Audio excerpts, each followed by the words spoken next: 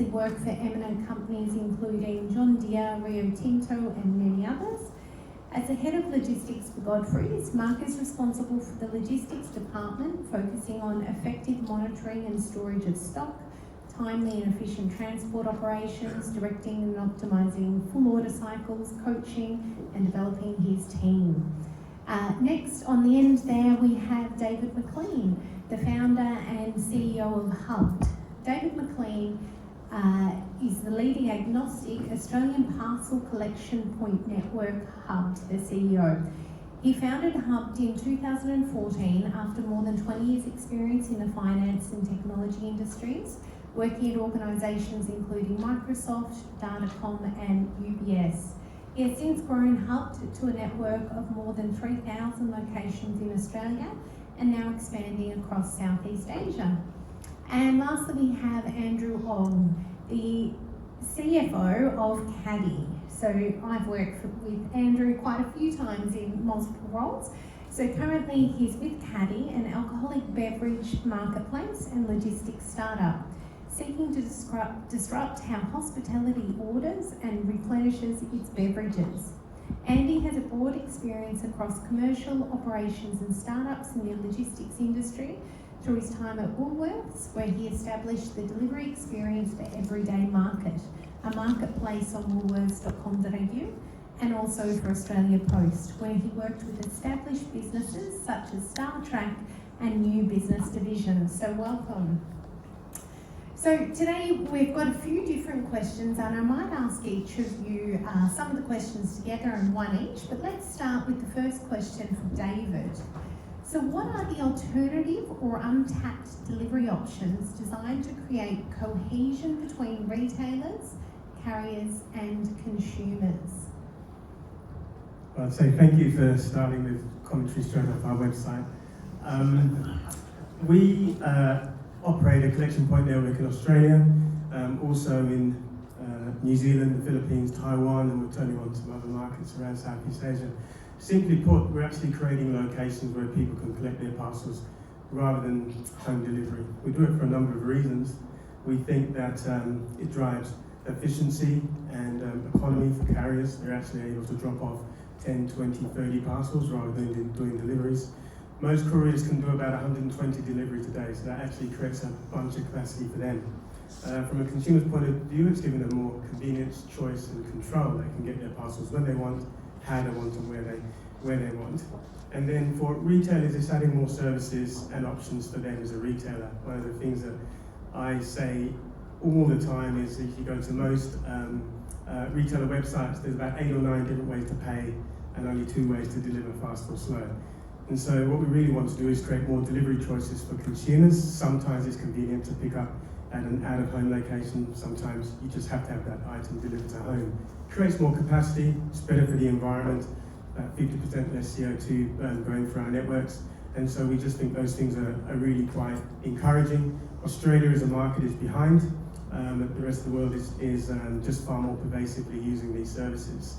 So that's a sort of long-winded answer to your relatively simple question. And in regards to Click and Collect, how have you seen that growth over the last few years? You've seen a real change now because it's just another convenient offer. So in the past, Click and Collect was really focused on omni-channel retailers. So retailers that had typically started with a retail network and doing Click and Collect inside their own stores, and then they move online, and then they're obviously offering their customers the opportunity to buy online and pick up in store.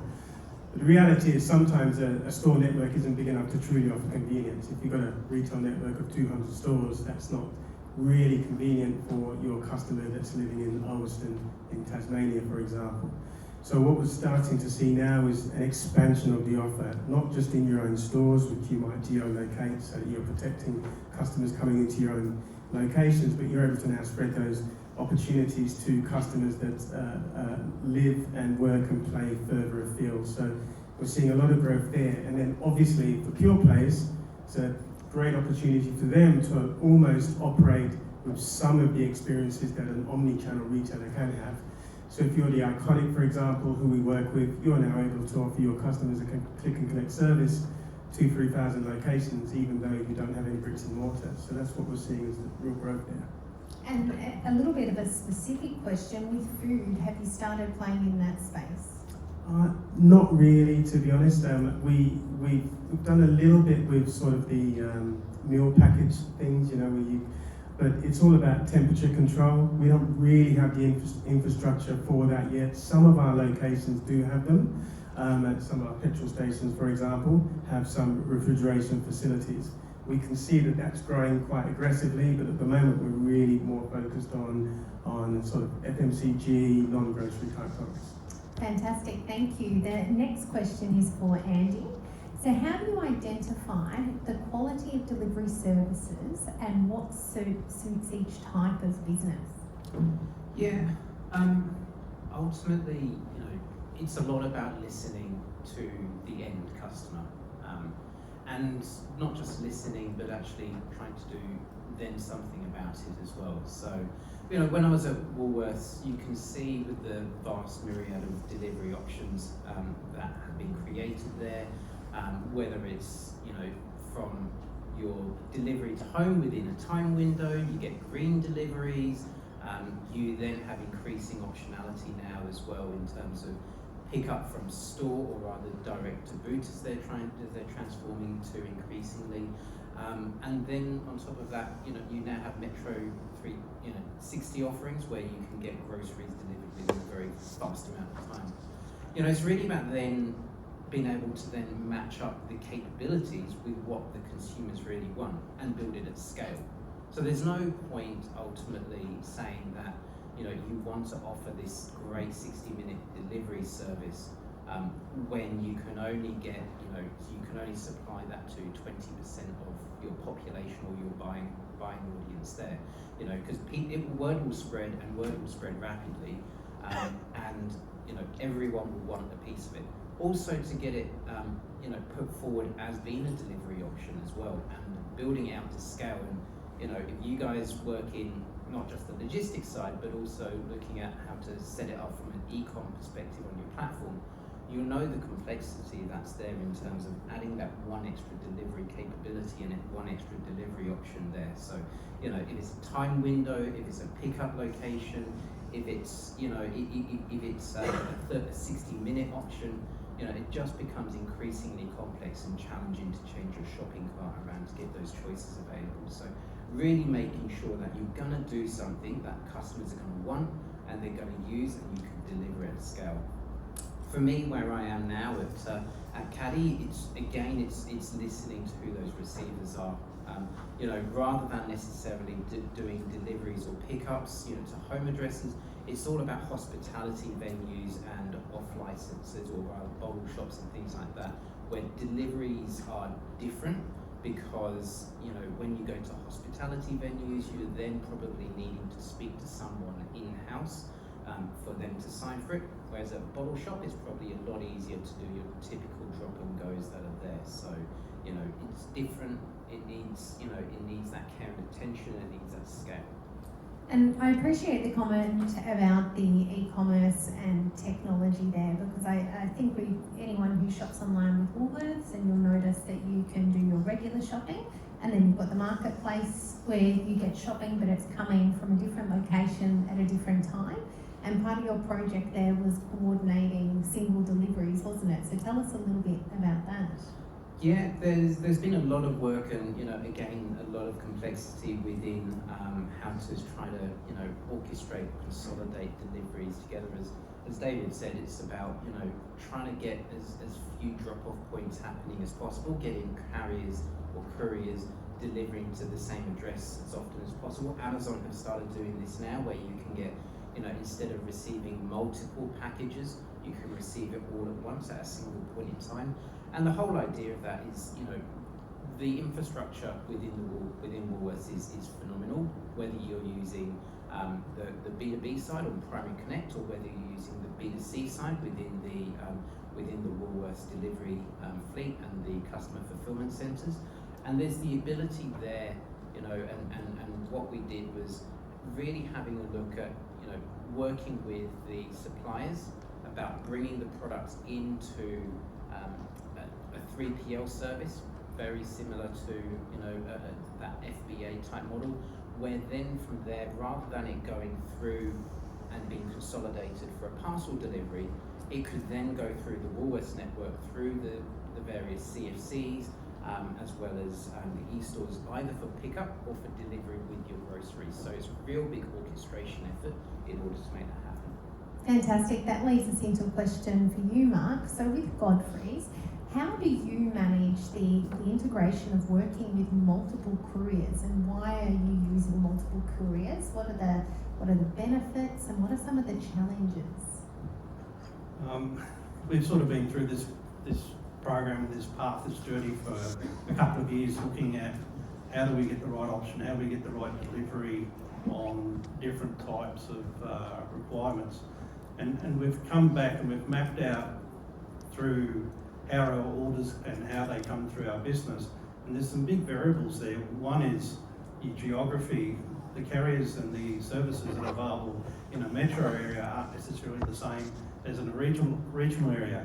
So when we're bringing those orders or that work through, we have to distinguish between those two levers to get to the right carrier. There's obviously the standard versus express or fast, same day sort of service. So we need to be able to work out which ones are going which way. Then sort of look at the value of our product, because a premium service or a premium delivery option is not necessarily applicable to a simple consumable. So your vacuum bag might need to be the expensive delivery service, where if you're buying a premium product, it's something that we want to make sure our customers aren't waiting for because they've spent the money, that sort of thing. And there's also the size of the product. If you came into the first sessions here and in the big showroom, there's some great big boxes there. Well, we had a great big box like that, which was a premium product, a robot with a cleaning station, and it cleans itself and goes back and recharges itself, does all this wonderful stuff. But when we introduced this into the marketplace, we looked at the size of the box and thought, said, well, maybe some of our customers going to our bricks and mortar stores can't carry that home.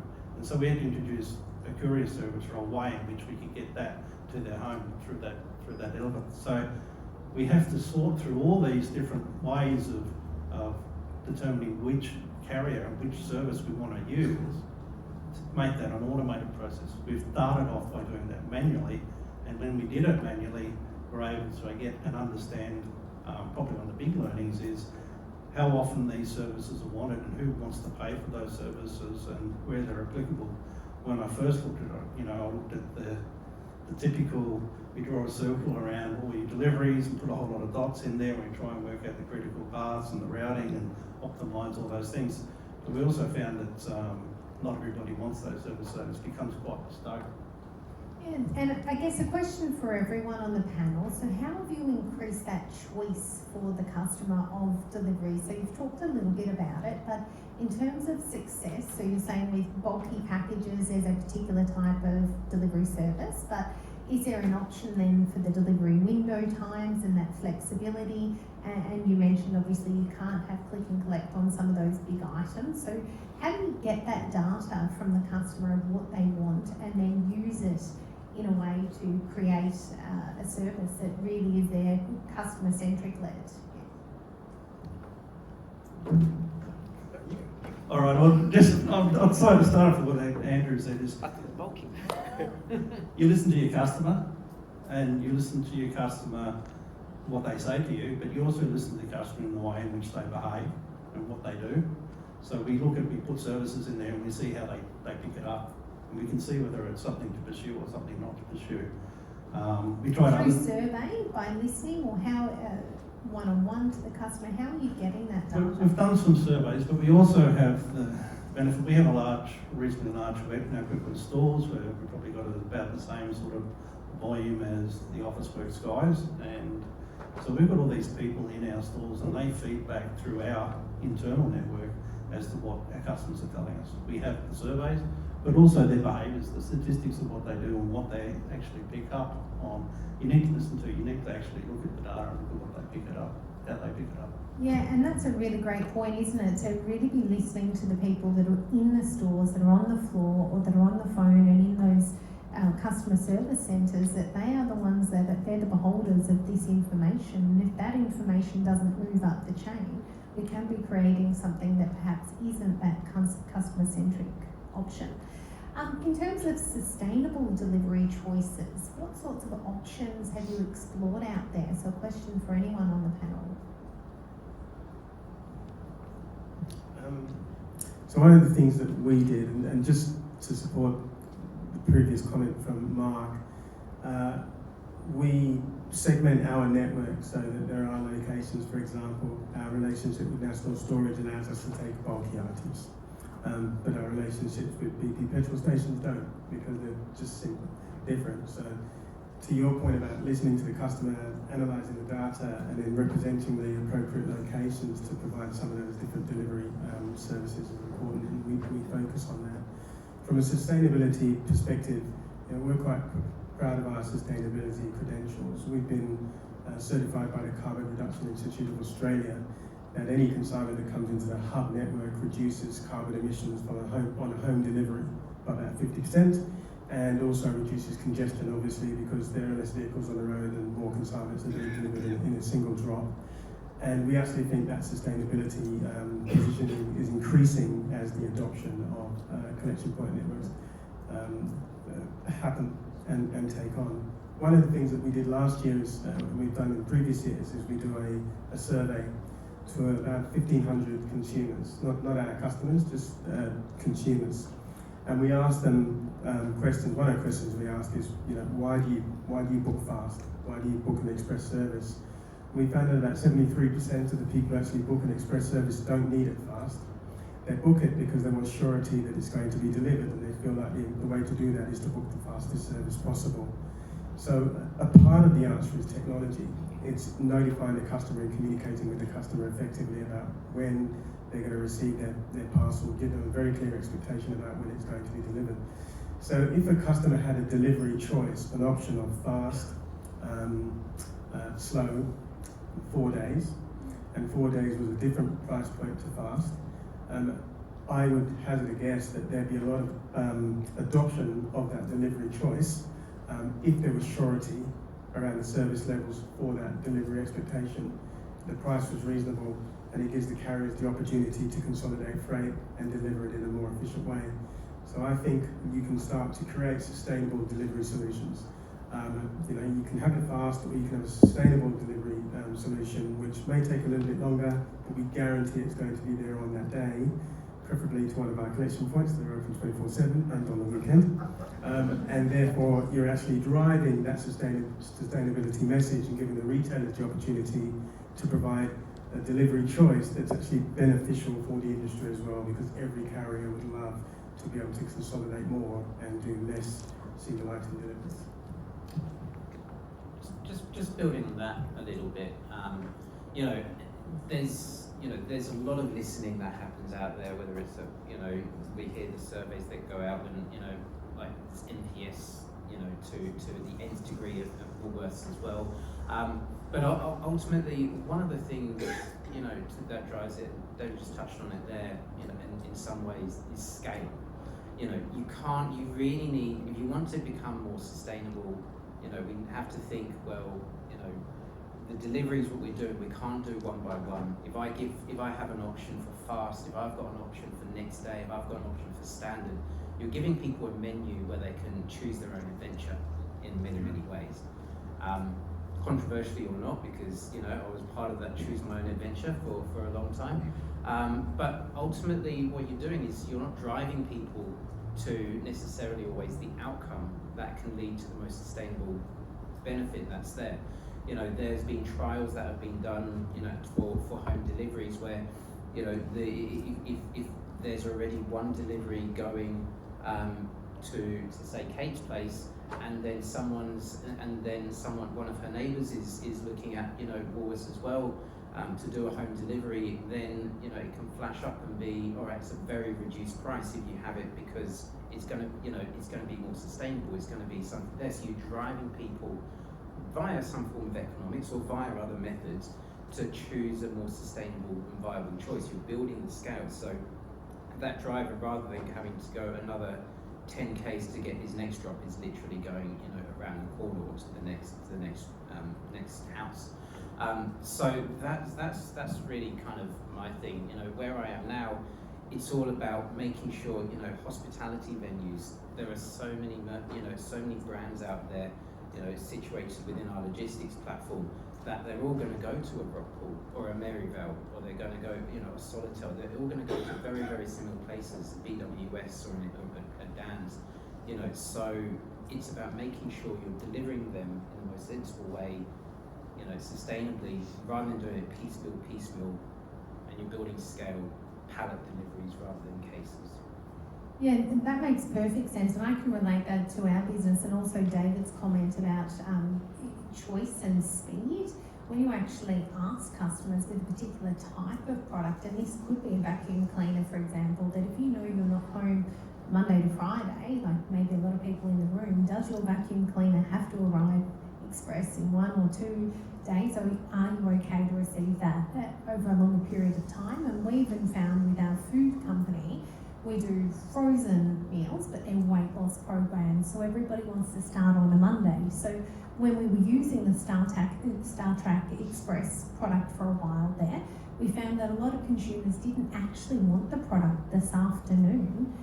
Sometimes they did, sometimes they were ready to start today, but for a lot of the time they could actually wait and receive it later on because they weren't going to start just before the weekend. So I think the comment about scale to make something effective, but also about really making the customer think about when do they need that product and is that going to be better for the environment.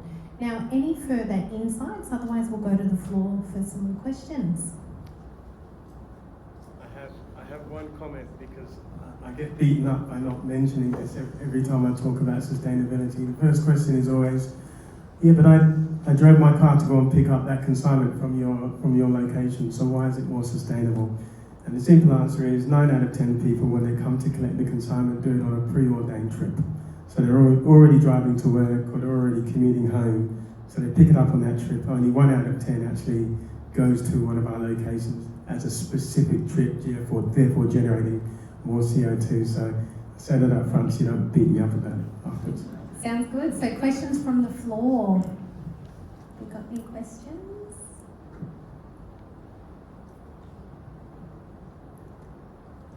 No, nothing. Well, it means you guys did a wonderful job. So, and I think we had a mix of B2B and B2C as well. So I guess anyone on the panel has got experience in both of those, given their long working histories. Oh, we have got a question up the back here.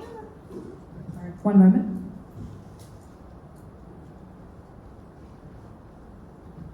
Hi guys, great panel, thank you. I just wanted to ask, what do you see, how do we get to the future in terms of giving consumers not only the ultimate choice, but the ultimate convenience for them, so they can pick exactly when they want the product and how and when and all these sorts of things, as opposed to time slots that are sort of controlled by the providers and carriers? Who would like to go? I might answer it, and probably from David's point of view as well. What's really developed is the hub network and the ability to redirect a delivery to a place you can pick it up on the way home and past lockers and those sorts of things. I think that will continue, and that just enhances the ability. Part of what we do is we're waiting for the consumers to develop it at the same time so that we can meet their needs. Agree. I'd say a couple of things to that as well. We're behind in Australia, that's a fact, and the reality is that based on some market dynamics that have existed over here for some time, we've operated with this complete focus on giving the consumer what we think they want as fast as possible to home. The reality is, I believe that home delivery is going to start to become a premium service like it's becoming in other markets. I don't think you should be able to, and this is one of my customers, but I don't think you should be able to receive a $4 phone cover from Wish in the same way that you're going to receive a $500 laptop. $500 where am I coming from? $1,000 laptop. You shouldn't have the same service. Now, there are, I believe that there are premium services already, so you can have something picked at a very specific time. Sherpa, for example, can do that for you.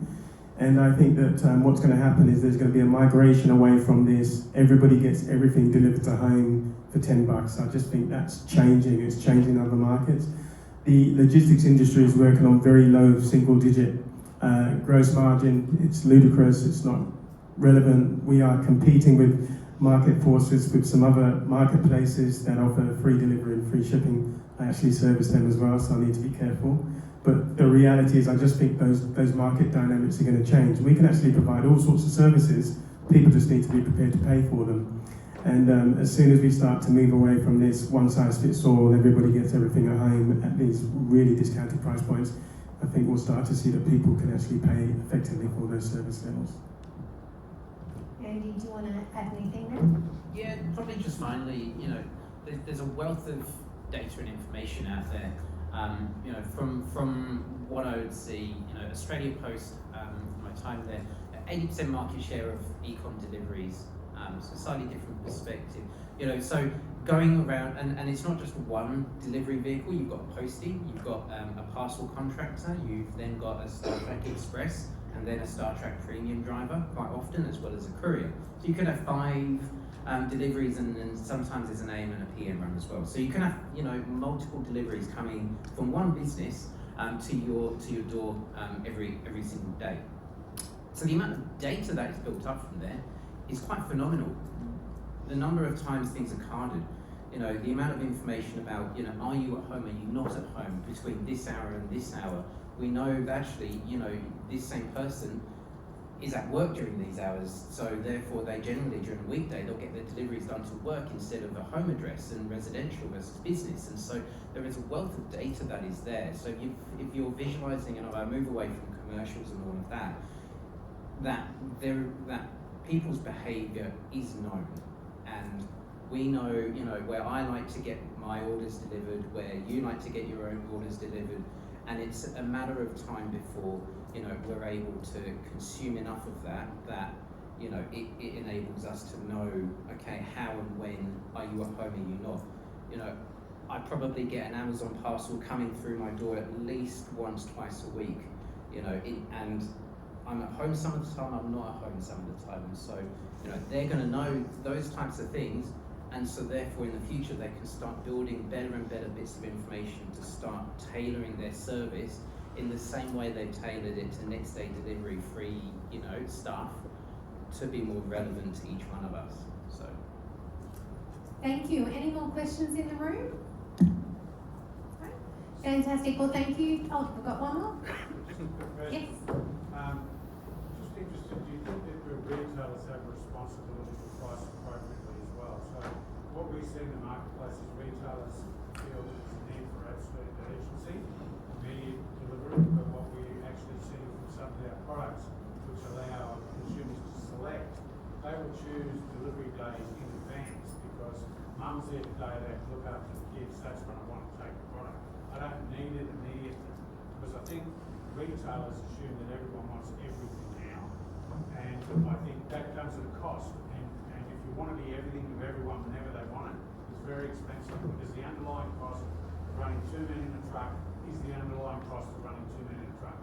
So the question is, how many times can you clip that ticket to create unit economics you need?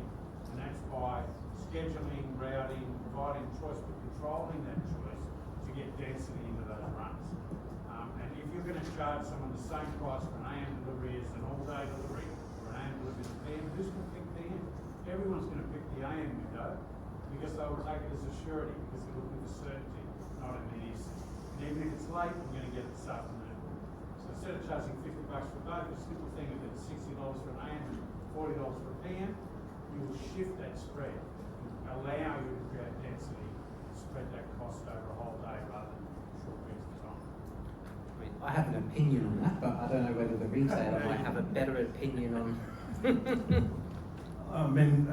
The way we look at it in Godfrey's is we don't offer everything all the time. We're quite a specialised retailer, and we're very conscious of not making ourselves out to be that generic and everything's here and everything's free and work off price that way. The way in which our business works, our business is centred on customer experience. So when I'm like, okay, everybody who's got up here today and everyone who will come after me today will say the same things, but when we talk about customer experience, we really try and spend time with the customers. A lot of our interactions are face to face. You come to our stores, we're talking to you, you're not going to the shelves to pick something off the shelf. Our customer experience and the experience that they have from Godfrey's is what we see as a retailer is the most important. So we're not going to do that, exactly what you're saying, and we compete against the ones that do. I mean, from my perspective, and you know, this is where I'll put my finance hat on here. Ultimately, right at the end is probably talk about customer annualized value, customer lifetime value, and every retailer sees that differently. So you know, we, you know, you guys, you know, ANC, Sherpa, you know, those. It's all, you know, it's very much a service that's provided, but as a retailer, you've got to think of that customer, whether it's you're doing insights or, you know, price competitiveness, but you're thinking, I need them to trade multiple times, and I want them to trade, and what's going to get them to trade multiple times with me? Is it going to be, you know, is it going to be that of free delivery that takes me across the line? Is it something of, you know, deliver on a day that's going to tip me across the line? What is it that's going to get there? And I think, you know, at this point in time, that's been one of those ways, one of the levers, and one of the things that has got people coming back. But you know, businesses have just got to work out what's going to maximise their annual value or lifetime value. Yeah.